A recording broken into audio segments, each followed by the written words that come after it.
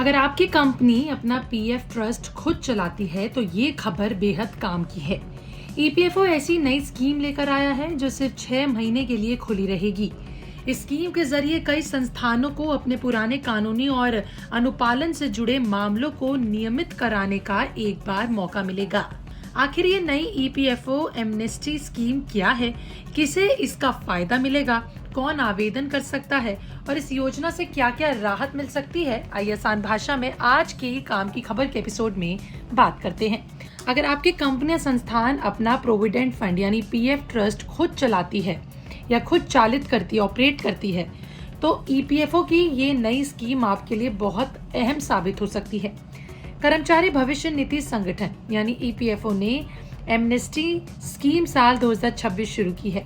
ये एक one time राहत योजना है जिसे सिर्फ 6 महीने के लिए लागू किया गया है। इस योजना का उद्देश्य उन संस्थानों और कंपनियों को अपनी स्थिति नियमित कराने का मौका देना है जो अपने कर्मचारियों के लिए पीएफ ट्रस्ट का संचालन तो कर रही है, लेकिन पीएफ एवं विविध प्रावधान अधिनियम 1952 के तहत जरूरी औपचारिक प्रक्रिया पूरी नहीं कर पाए। सबसे पहले ये समझना जरूरी है कि योजना आम कर्मचारियों और पीएफ खाताधारकों के लिए क्यों नहीं है। यानी अगर आपकी सैलरी से हर महीने पीएफ कटता है तो आपको इस स्कीम के तहत अलग से आवेदन करने की जरूरत नहीं है।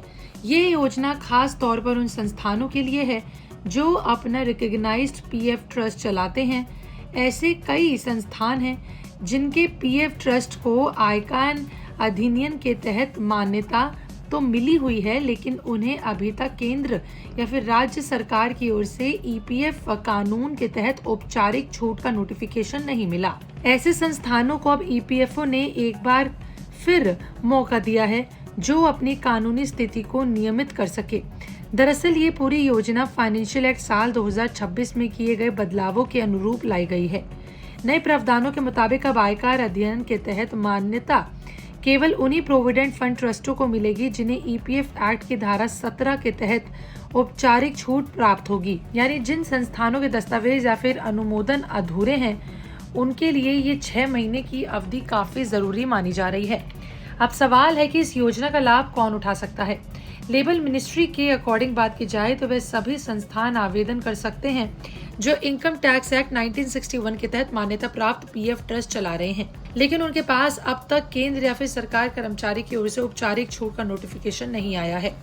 इस योजना का नोटिफिकेशन 29 जून साल 2026 को जारी किया गया था, जिसके लागू की तारीख से ये 6 महीने तक खुली रहेगी।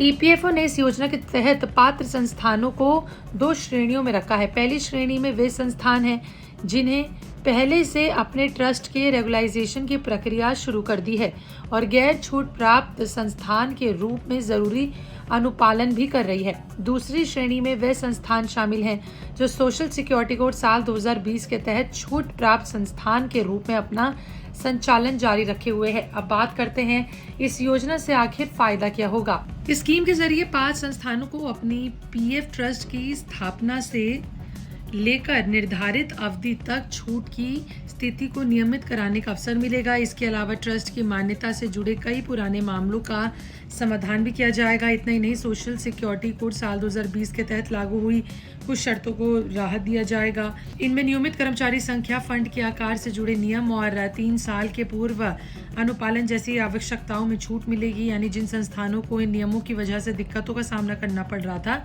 उनको अब राहत मिलेगी। इस योजना का एक और बड़ा फायदा है जो है बकाया राशि, हर्जाना और ब्याज से जुड़े लंबी अवधि में मिलेगी राहत। आपको बता दें कि हालांकि इसके लिए एक जरूरी शर्तें भी रखी गई है। संबंधित कर्मचारियों के खाते में वैधानिक दर के बराबर या फिर अधिक अंशदान और ब्याज पहले से जमा होना चाहिए। अगर ये शर्त पूरी होती है तो लंबित आकलनों को वापस लिया जा सकेगा और माफ भी किया जा सकेगा। बात करते हैं आवेदन की प्रक्रिया की।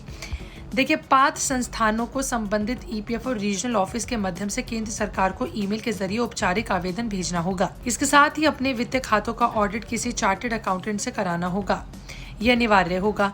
यदि ईपीएफओ अधिकारियों की ओर से किसी विशेष या फिर अनुपालन ऑडिट का निर्देश किया जाता है तो उसके आवेदन जमा करने के 3 महीने के भीतर पूरा होना है। ध्यान देने वाली बात यह है कि ये योजना सिर्फ 6 महीने के लिए उपलब्ध रहेगी।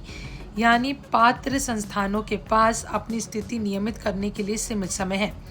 तय समय सीमा निकल जाने के बाद सामान्य नियमों के तहत ही प्रक्रिया आगे बढ़ेगी।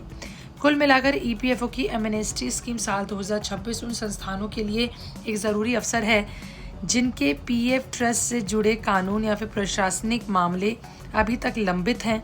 अगर कोई संस्थान इस श्रेणी में आता है तो उसके लिए समय रहते आवेदन करना बेहद ज़रूरी और फ़ायदेमंद है। इससे बहुत ज़्यादा फ़ायदा मिलेगा, बल्कि भविष्य में कानूनी जटिलताओं और अतिरिक्त वित्तीय बोझ से भी राहत मिलेगी। आपको इस पर क्या कहना है? कमेंट सेक्शन में ज़रूर बताइएगा।